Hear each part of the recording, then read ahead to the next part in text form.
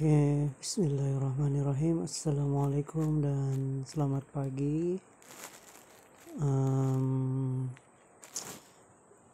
Tadi saya ada entry P Euro NZD, dan kalau kita tengok di sini ada P Euro NZD. Total hasil yang saya dapat adalah ini, dan saya ada hold 2 position Euro NZD dan sudah berjaya mencapai hampir ke 40 pips, yaitu entry yang ini dan ini. So macam mana saya boleh entry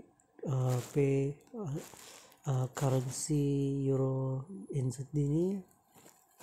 Dia macam begini, sama juga, tidak ada apa-apa pun yang istimewa daripada analisis dan juga cara entry saya, cuma ia berdasarkan pemahaman. So kalau kita tengok ini yang kita nampak jelas lah. So ada 2 kali candle sudah menyentuh atau mengaktifkan zone re-entry. Oke, so kalau kita tengok di kawasan re-entry itu, ini adalah setup re-entry yang terbentuk daripada signal momentum. So di sini adanya candle yang touch MA5 MA10 high. So di MA5 MA10 high ini sudah mengaktifkan zone re-entry. Kalau kita tengok zone entry dia macam begini, dan kenapa dia naik itu ada boleh dijelaskan di time frame yang bawah. So kalau kita sudah tahu, tapi macam ni, biasanya kita tidak tahu yang market ni bila ia sudah sentuh zone ataupun re-entry ni, dia terus terjun. Tapi ada juga yang sering berlaku macam begini, kita sering ditipu oleh candle arah kuku.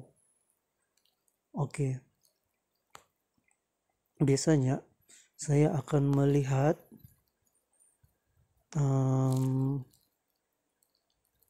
coba kita tanda satu nih, ini adalah ini yang first, kemudian ini yang second touch. Kenapa saya cakap second touch?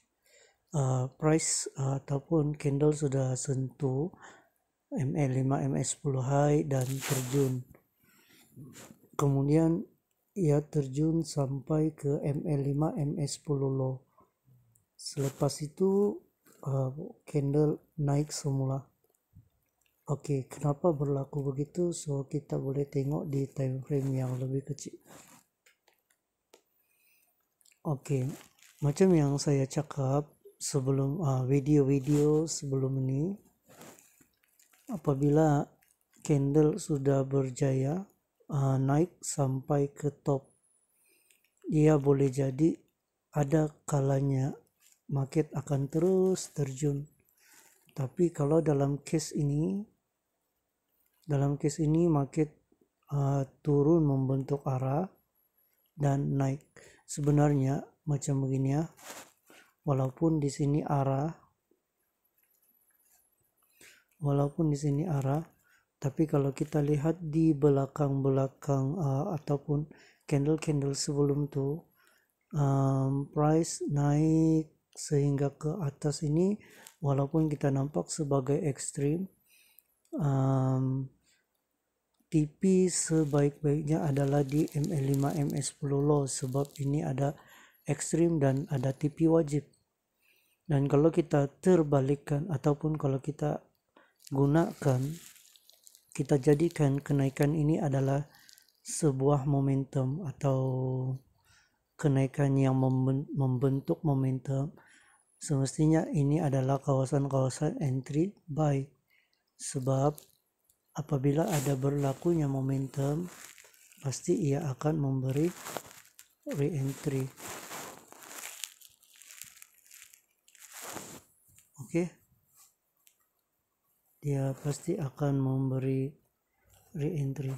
Apa masalah pun.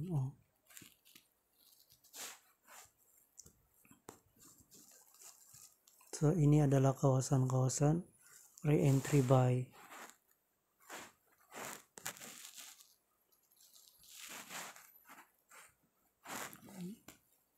Oke.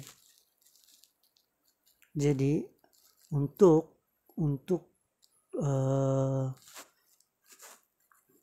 kita kalau kita ada entry di sini, kita kena ambil TP sampai sini. Oke, biasanya bila price naik semula bila price market sudah menyentuh re-entry ini dan ia akan naik. Dan kalau saya biasanya akan entry di di kenaikan yang seterusnya, ataupun saya akan menunggu market. Memang saya ada entry sini dan saya coba biarkan dan price naik sampai ke atas. Bila berlaku arah ini saya tidak akan anggap dia sebagai arah, ini sebagai re-entry. Dan ini yang kerap berlaku lah, ada kerap berlaku market terus naik membentuk momentum. Oke, kalau kita tengok kenaikan ini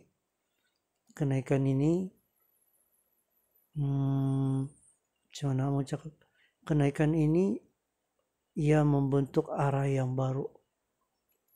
Apabila arah yang baru ini sudah terbentuk, maka arah yang sebelum itu sudah terbatal.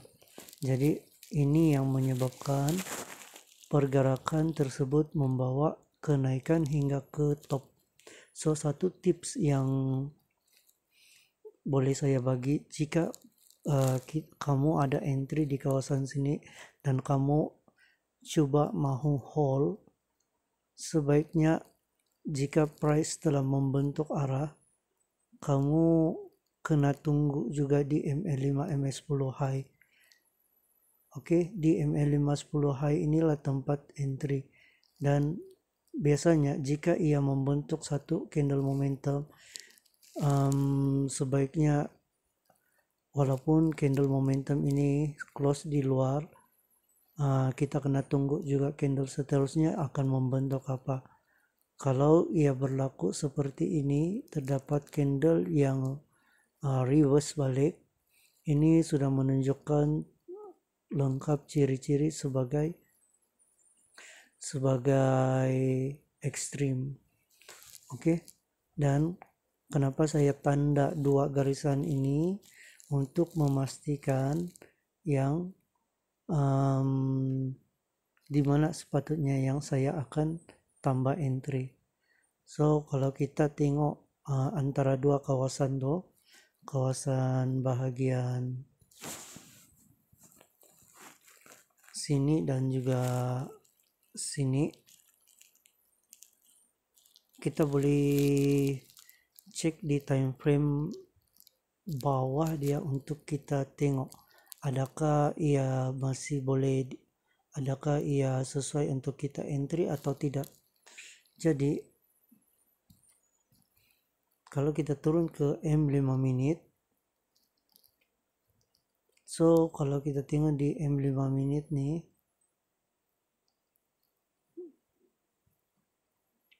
oke, di M5 menit ini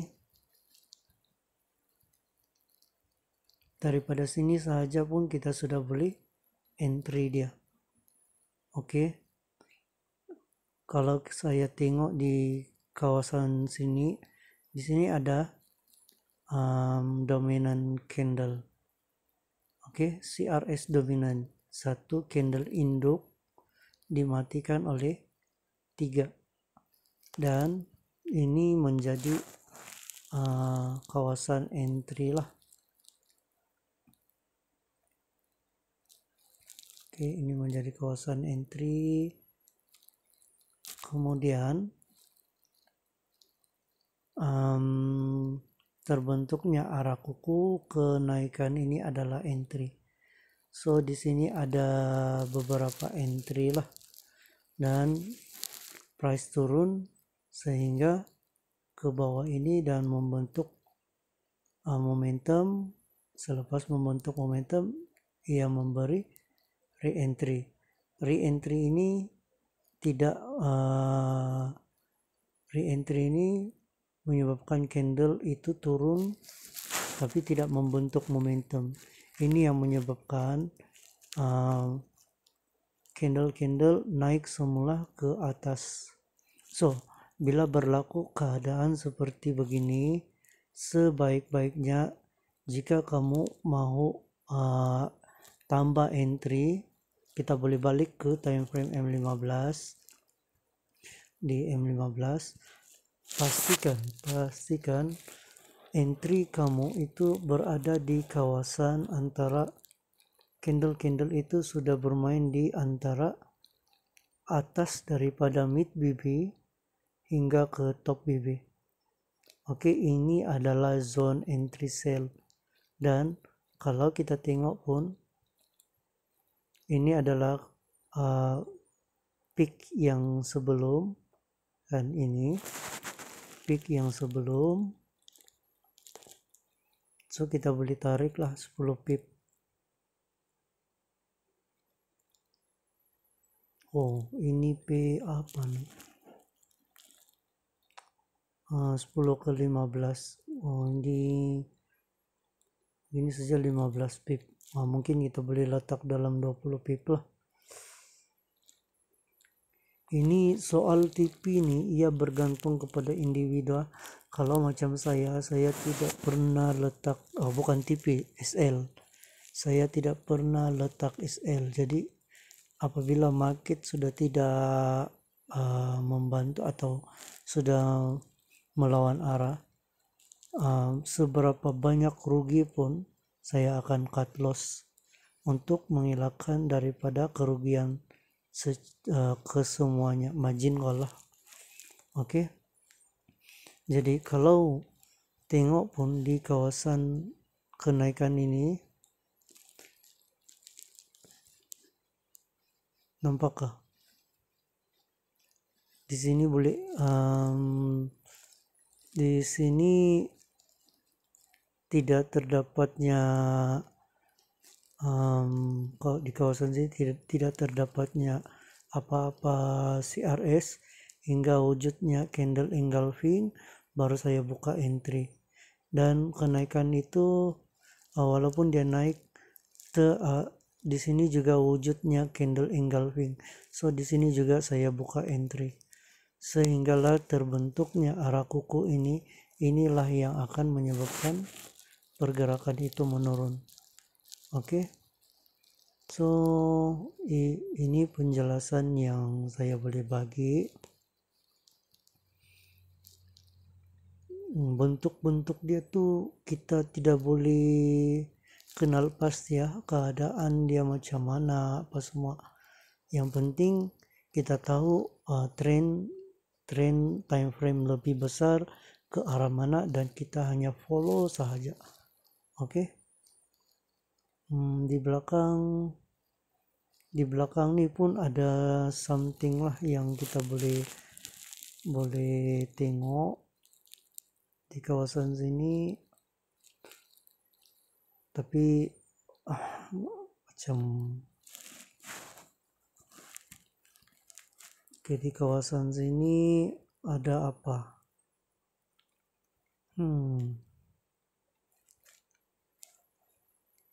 Setiap macam mana?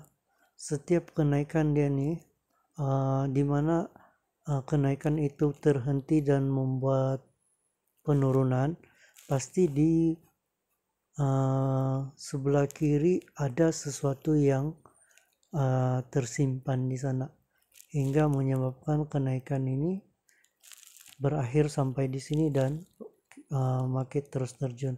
Yang saya nampak ini adalah resisten, tapi kalau kita coba lebih dekat lagi mungkin kita boleh jumpa reason yang lain lah. So itu sahaja penjelasan untuk P Euro NZD, dan ini adalah hasilnya Euro NZD. Oke, 48 USD dalam masa kalau kita tengok masa jam 8.30 malam. Sekejap pun biasanya market boleh, kalau kita bermain di H1 itu yang saya boleh dapat tangkap, market boleh jalan, boleh gerak 30 ke 50 pips lah. Kalau dia boleh pergi jauh itu rezeki. So bila kita ada entry yang banyak, kalau kita sudah profit, kita ambillah yang lain dan tinggalkan 2 atau 3 entry macam yang saya buat nanti lah. So itu saja daripada saya. Assalamualaikum.